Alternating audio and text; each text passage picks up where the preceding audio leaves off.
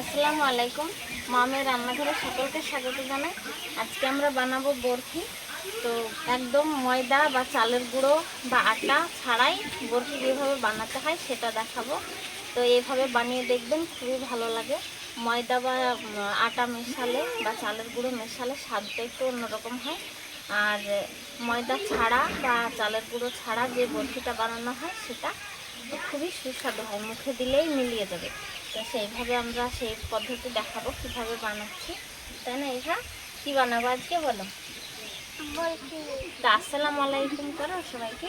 আসসালামু আলাইকুম। আজকে আমরা বরফি করব। হ্যাঁ, তো এই প্রথমে নারকেলটা ছাড়িয়ে নেব। পানি জল আছে? আছে, হ্যাঁ, পানি এটা আছে? ছাড়িয়ে নেব। বেশি কিছু উপকরণ লাগবে না, মাত্র 3টে উপকরণেই হয়ে যাবে। তো নিয়েছি নারকেল, আর এখানে নিয়েছি চিনি, আর 2টো এলাচ নিয়েছি, আর নিয়েছি দুধ। তো এবার নারকেলটা ছাড়িয়ে নেব, তাই না ইভা? হ্যাঁ। এই আছে।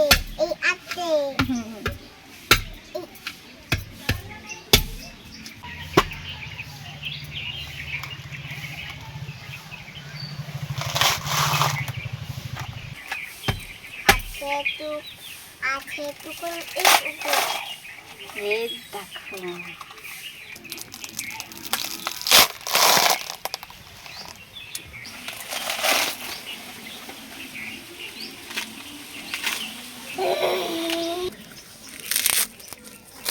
দেখো, পচা নাই তো। এবার এই যে কুচি কুচি হয়ে আছে, গায়ের এই নোংরাটা একটু ছাড়িয়ে নেব, তাহলে নারকেলটা কোরানোর সময় নোংরা পড়বে না। এইভাবে করে একটু করে ছাড়িয়ে নেব। এই উপরে জাস্ট নোংরাটা আলগা হয়ে আছে, সেইটা একটু। ইভা, মা আজকে কি বানাবে রে?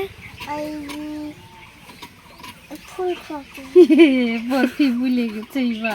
কি বানাবো? বরফি। ফুলকপি, রোজি ফুলকপি। বরফি।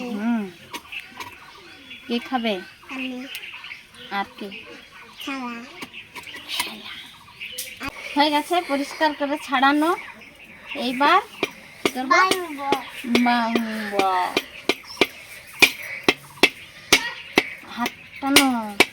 হাত টানো ইভা, ও গ্লাস রাখো নিচে, গ্লাসটার নিচে রাখ, এখানে রাখ। হ্যাঁ, হাত, এখানে হাত দিবা না, হ্যাঁ ঠিক আছে।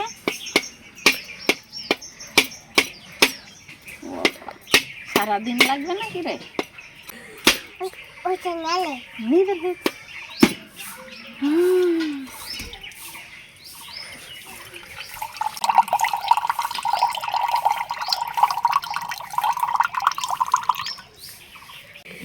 হাপাকে একটু দিও, হ্যাঁ।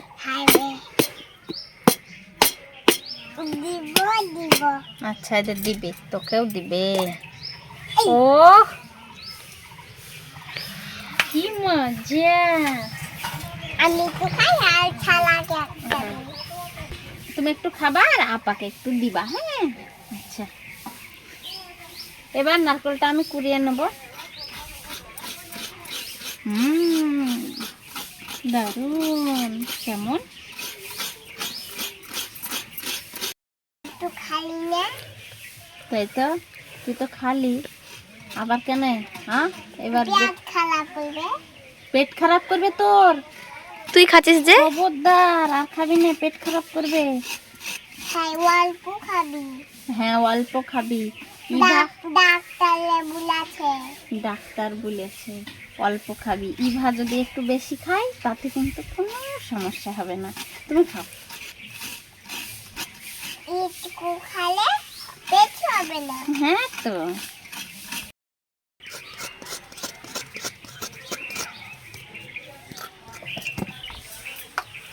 হয়ে গেছে 2টো নারকেল কুড়া। কড়াই দিয়ে দিলাম।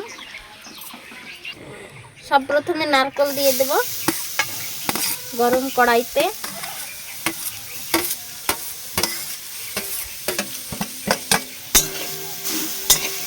দুধ দিয়ে দেব।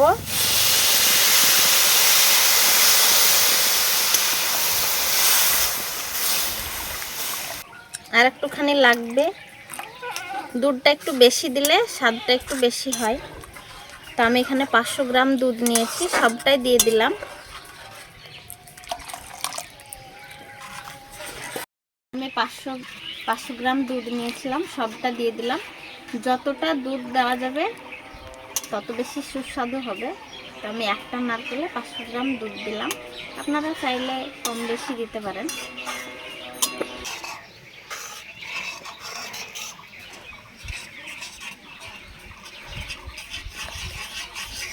শোনো, এখানে আসো, এখানে আসো।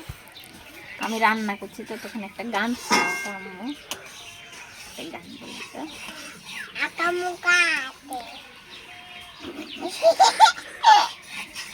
এমনি গান বলো, ভালো গান বলো। তুমি কি গান জানো যে একটা? কি কি গাড়ি, তোমার যখন গাড়ি চালাও তখন তুমি কি গান বলো? না না, কি গানটা বলো না গাড়ি চালাও তখন? এই তো কি, খাসিল বেশি তুললে বেশি নাকি? আস্তে আস্তে চালাও বন্ধু নাকি? হ্যাঁ তো বলো, এই গানটা বলো। দিলে দিলে চালাও গাড়ি আস্তে বন্ধু, মাথা ঠান্ডা করে না। দিলে দিলে চালাও গাড়ি মাথা ঠান্ডা করে, খাতি বেশি তেলে দিয়ে মানে ঢুকি দাও, গরম মধ্যে ঠান্ডা করে পাখি পড়ছে। কি হলো গান? কি গান হলো? দুধটা ফুটতে ফুটতে দেখুন একটুখানি কমে গেছে। তো এইবার দেব চিনি। এই চিনিটা দিয়ে দেবো এবার। চিনি দেওয়ার পর এবার দেব এখানে 2টো এলাচ নিয়েছি আমি, মুখটা একটু ফাটিয়ে দিয়েছি। তো এই এলাচ দিয়ে দিলাম। এবার আবার নাড়াচাড়া করব। একইভাবে রেখে দিলে কিন্তু হবে না, সারাক্ষণ এইভাবে চাশনা দিয়ে নাড়তে থাকতে হবে। নাড়তে নাড়তে এইরকম ভাবে যে সাইডে একটু একটু লেগে যাবে, সেটাও সঙ্গে সঙ্গে এইভাবে তুলে নিতে হবে। তো এই তাকে আসার আগেই আমি এখানে একটা বাটিতে, এই থালাতে একটু ঘি নিয়ে ঘিটা ছড়িয়ে দেব হাত দিয়ে এইভাবে।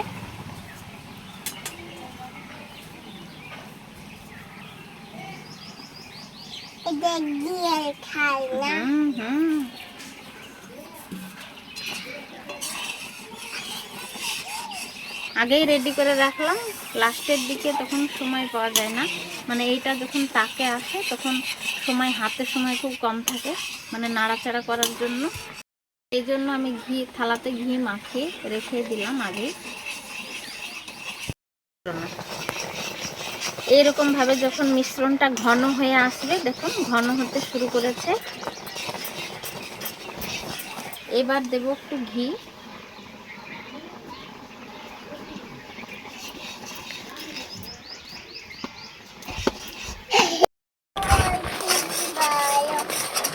এইরকম যখন ঘন হয়ে যাবে তখন গ্যাসের আঁচটা একটু কমিয়ে দিতে হবে, আর উনানে করলে জালটা একটু কমিয়ে দেবেন।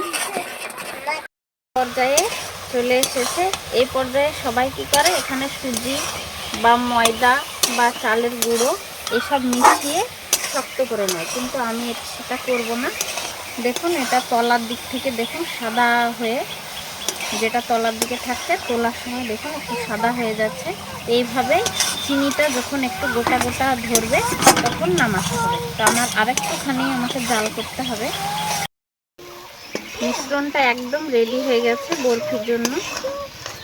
দেখুন কিছু না দিয়েও কিন্তু ঘন হয়ে সুন্দর হয়ে গেছে। এই যে এইরকম হবে ঠিক। এইবার বন্ধ করে, গ্যাসটা বন্ধ করে এবার নামিয়ে নেব। এবার থালার উপর দিয়ে দেবো, যেখানে ঘি মাখিয়ে রেখেছিলাম সেই থালাতে এবার দিয়ে দেব।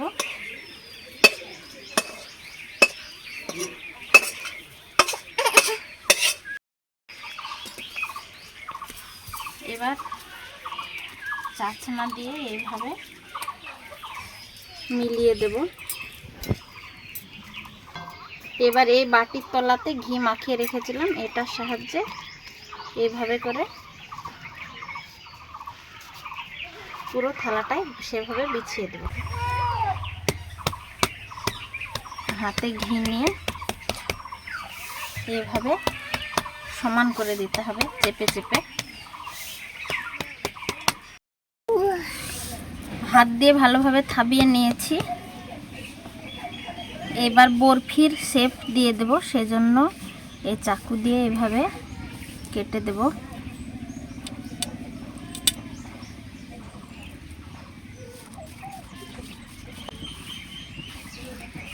দেখলেন আমি কি সুন্দর এই ময়দা বা চালের গুঁড়ো বা সুজি ছাড়াই বানিয়ে নিলাম। এইভাবে বানিয়ে দেখবেন, খুবই সুস্বাদু হয় খেতে। হ্যাঁ,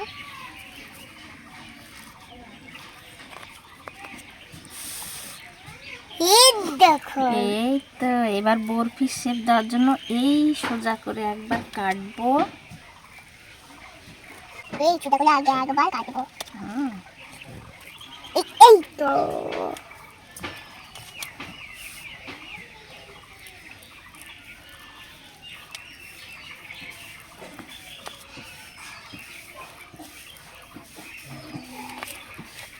আমুল কেমন সুন্দর লাগছে।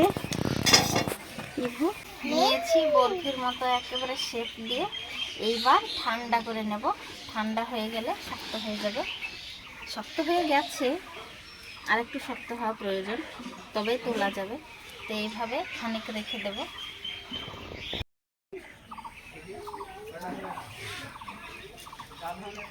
একদম ঠান্ডা করে নিয়েছি।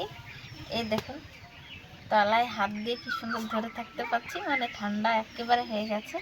এবার উঠিয়ে নেব। খুব সুন্দর হয়েছে বরফিগুলো। এবার একে একে উঠিয়ে প্লেটে সাজিয়ে দেব। দারুণ সুন্দর হয়েছে, দেখুন পিস পিস হয়ে উঠে যাবে একেবারে সুন্দর হয়ে।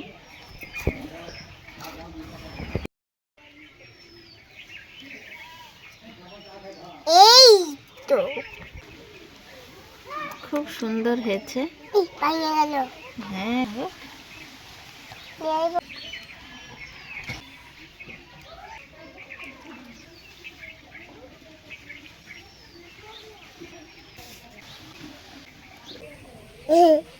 ঠিক সুন্দরভাবে সাজিয়ে নিয়েছি। দেখুন কত সুন্দর লাগছে দেখতে।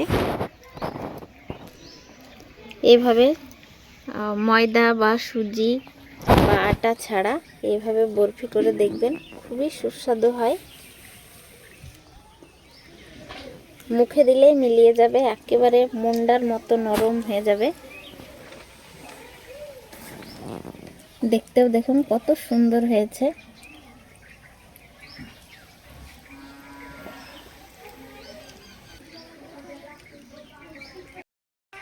হয়ে গেছে বরফি, একদম রেডি। এবার আমরা টেস্ট করে দেখব। ইভা আগে থেকেই খেতে শুরু করেছে, তাই না ইভা? কেমন হয়েছে? খুব সুন্দর হয়েছে বলছে ইভা। তো আমি একটা টেস্ট করে দেখি না, তুমি এটা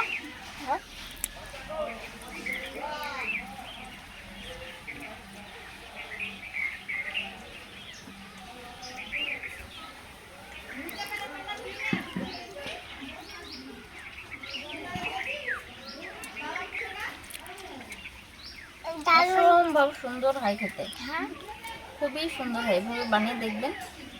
সুজি বা ময়দা ছাড়া, শুধু দুধ, চিনি আর নারকেল দিয়ে খুবই সুস্বাদু হয় খেতে। একটা নীল রঙের এখানে পাপড় থাকতো, যা ভালো লাগতো তাই দেখতে। আজকের ভিডিওটা এ পর্যন্তই। দেখা হবে পরের ভিডিওতে যদি কিছু ভালো লেগে থাকে লাইক করবেন, কমেন্ট করে জানাবেন কেমন হয়েছে। আর এই ধরনের রেসিপি পেতে মা মেয়ে রান্নাঘর চ্যানেলটি অবশ্যই সাবস্ক্রাইব করে রাখবেন। সবাই ভালো থাকবেন, সুস্থ থাকবেন আর সাবধানে থাকবেন। দেখা হবে পরের একটা ভিডিওতে। টাটা, বাই বাই করো। Tata, bye bye.